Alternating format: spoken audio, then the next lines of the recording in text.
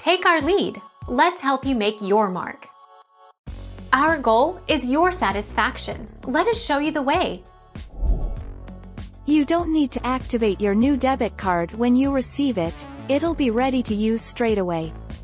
If you want to make a contactless payment, you'll need to do a chip and PIN transaction first. If you still have your old debit card, please destroy it when the new one arrives.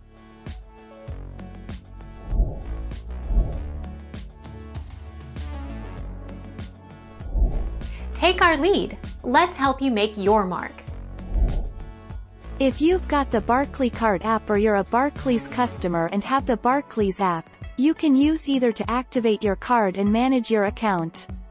Simply log in, tap Barclays card, and activate your card. You'll need your new Barclays card to hand.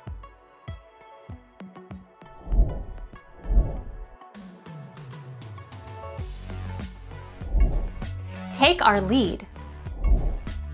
Call customer service. The simplest way to clear up any question about whether your credit card is still active is to call the issuer and ask. Call the number on the back of your card to inquire about the status of your account. If inactive, customer service can likely reactivate.